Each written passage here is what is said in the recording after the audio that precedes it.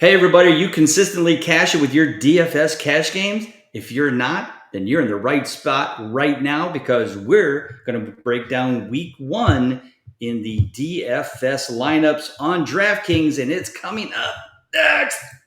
Yeah, I bet on myself. Yeah, I bet on myself. I don't need you, I do it myself. Yeah, I bet on myself. Yeah, I bet on myself. Yeah. Boom, another gangster. I love that. I love that intro. We are back here, DraftKings week one DFS lineup using the consistency model. We're bringing in the consistently cashing pro that is Ron Rigney. I'm filling in for Colby, who's our other pro. He'll be here back next week. I promise that. So, Ron, let's get right at it, buddy. Let's talk about this lineup. We've built this already so that we didn't have to slow everybody down. Get you through here in about 15 minutes. So, Ron, this lineup crushes. I just love this one. Let's just get it rolling. Let's have you talk about one of our favorite quarterbacks, former Cleveland Browns, Baker Mayfield, and what are your expectations for our boy this week? Yeah, it's going to be one of those things where I want to get as much Baker Mayfield this season as I can. Was able to get him on one of Kings Classic teams. That's one of the higher scoring games of the week. The Falcons secondary is nothing that you need to be scared of at all. Again, I think that in the division games, I think Baker Mayfield I think he's just going to have an awesome season all around. Falcons were allowed the fourth most points to the quarterback position last year. Again, not a lot being done in Atlanta to combat that.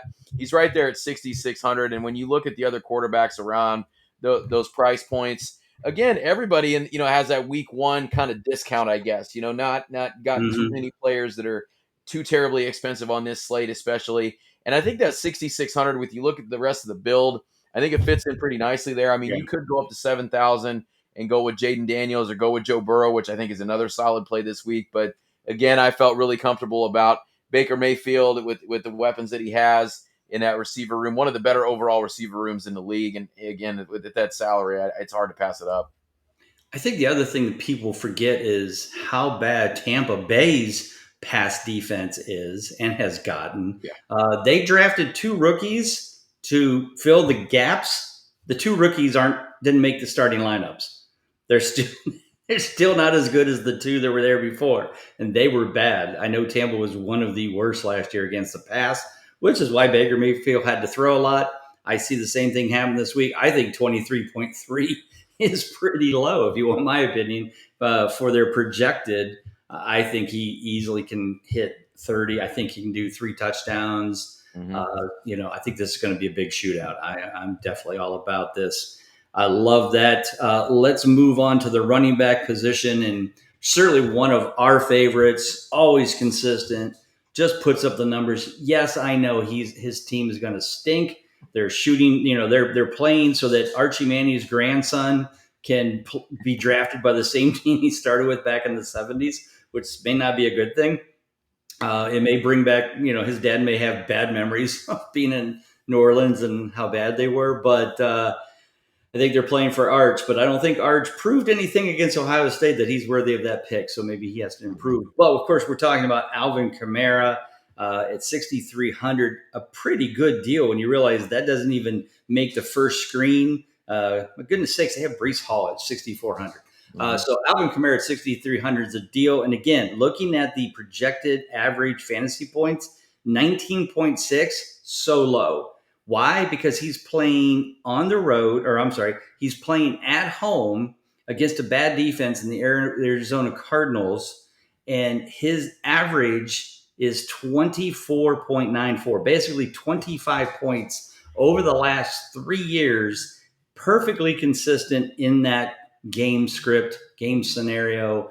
I think Alvin is a smash here. Love this pick, and that's why I went with him.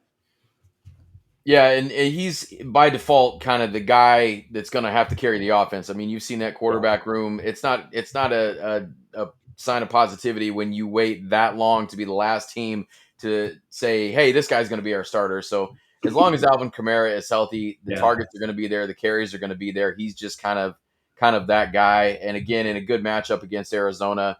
And again, at $6,300, I mean, like you said, you got to go down almost to the Price. second screen to even find him down there. Yeah, that's such a great deal. All right, what do you think about who'd you go with at the second running back pick? And there's a couple in that price range that I are a little bit intriguing. Again, I thought about maybe going down to Ken Walker at 5,900, which I still think is decent, and monitor that Christian McCaffrey news because Brian Robinson Jr. might be a deal at 5,800 if McCaffrey doesn't play, and he's Right. right at that price point. But the guy I went with was Chuba Hubbard, guy that kind of came out of nowhere and was league winner for some people last year. Went a little bit higher in drafts this year. I was able to get him in a couple places, and they have a couple of guys in that backfield. They brought in Rico Dowdle, so it'll be kind of interesting to see how that kind of shakes out. But again, Jacksonville, one of the worst against running back last year. I don't see a lot of that changing as well. And again, you still got Bryce Young back there.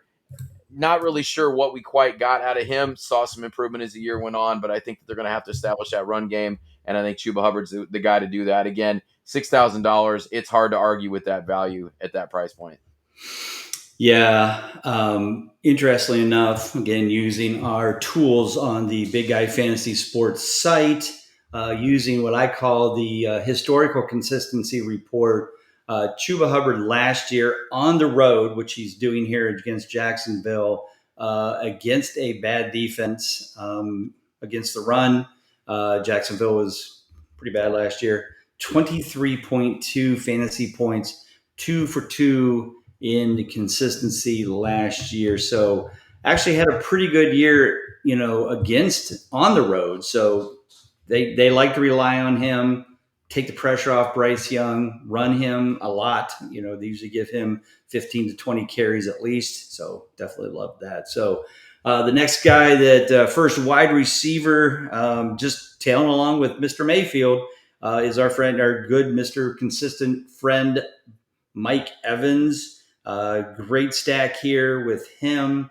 Again, bad defense for the Falcons, playing on the road, not a problem. Mike Evans always does well. 63% consistent, 12.6 fantasy points. But this says 17.9. I'm going to believe that one. I think that's a more realistic scenario for him. So love Mike Evans, love the stack with Mayfield. I think that's going to be a big shootout game as well. So turn it back to you for the second wide receiver who, had a little bit of a holdout there. So tell us about your love for the F1. Our guy Terry Targets, Mr. Scary Terry McLaurin. Again, he's had a lot of time to rest, a lot of time to hang out by the pool during that holdout, but they got him back in, and I think that Jaden Daniels is going to be excited to throw to him. I think he's going to come out. I think he's going to show why he's worth all that cash. Again, that offense, I think, is going to be. It's going to score some points. I mean, they've got a little bit of power there with that new quarterback that they've got. But again, a guy that we love that is always consistent, but true wide receiver one here as well. And again, $6,200. He's priced below Evans. Like the price, like what that game could be. Again, you're not sure what you got on the other side with Russell Wilson at quarterback, but I think Washington will get their points. But I think that you're going to see a lot of targets go Mr. Terry McLaurin's way. Yeah, definitely like that one. And like you said, lots of rest, so he better be in shape, ready to go, and ready to tear. And again, they're playing the Giants, man, right at home. So, not talking about a high-powered offense on the other side. So, give them some ability to take some shots downfield with a lead like that. So we'll see how that all works out. So I know everybody's like, Bob, you don't like rookies. How could you pick? Tetoran. I can't ever say his name right. We'll just call him Ted. T-Mac. T-Mac. T. McMillan. But he's the only guy that they can throw to. I mean, who else they can throw? They traded the guy that Bryce Young loved last year, which was Adam Thielen, and they brought in McMillan to be the guy. He was the number one first-round pick for them. He's compete against a Xavier Leggett, and I don't even know who other stiffs are there. So how do you not love that this guy is only at $5,200 at wide receiver? Such a good deal. They're going to be throwing the ball a lot. Jacksonville's, got Liam Cohen there, so they're going to be throwing the ball a lot. I could see this being a decent, maybe not a huge shootout, not the Browns Bengals, but it wouldn't surprise me if both teams are close to 30, like a 31-28, 35-28 kind of game. McMillan's probably going to be targeted probably in double digits. I can't imagine he couldn't. There's nothing else there. They don't have a good tight end. They have nothing. So if their Chuba Hubbard is not doing enough to get it done, Tedero McMillan is going to do the job. And I love this pick a lot. Even though he is a rookie, such great value there at the 5,200. So, Ron, I know we talked about this young man, next young man in the Prop It Like It's Hot show. We love his anytime touchdowns. And because of that, I can't imagine why you would not have picked David Njoku. So talk about him and the stepbrother man crush between him and Joe Flacco. Plenty of room for activities in Cleveland for those guys for sure. So yeah, we talked about on the other show. He was the first one that I locked in at $4,700. And again, you can pay up for a couple of guys here, but that matchup against Cincinnati, as we said on the other show, they were the worst against a tight end. I figured that they're probably not going to cover tight ends any better this year. Njoku locked in when last time Joe Flacco was at quarterback. For those 5 starts, he scored 4 touchdowns, had a game over 100 yards receiving. So again, there I don't see any. And again, this could be a high-scoring game, like you said. The weather's supposed to be good there in Cleveland, but there's no reason that David Njoku shouldn't see a bunch of targets and be targeted in the end zone a few times. So we called him on the Prop It Like It's Hot to score at least 1 touchdown. Could be multiples here, but it's hard to pass him up at that $4,700 price tag. Plus, there's not really a ton of tight ends that I absolutely love this week either. If you wanted to go down a little bit further and save a little money, I guess you got Hunter Henry there.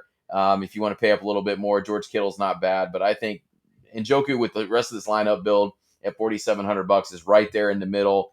Great matchup, good rapport with Joe Flacco. It's just a lot of signs pointing to him having success this week. Yeah, I think outside of the big 3, he's the one that you can look at and go, he could easily have a 6 catches, 80 yards, and 2 touchdowns. Like kind of game. Like he could have a 20, 25 point kind of game that most tight ends never dream of. So he could easily double that 13.5 projection that's there. So yeah, obviously totally 100% agree with that. Looking at the flex spot, Jauan Jennings, it's put up or shut up because it's on. So, he can stop faking allegedly.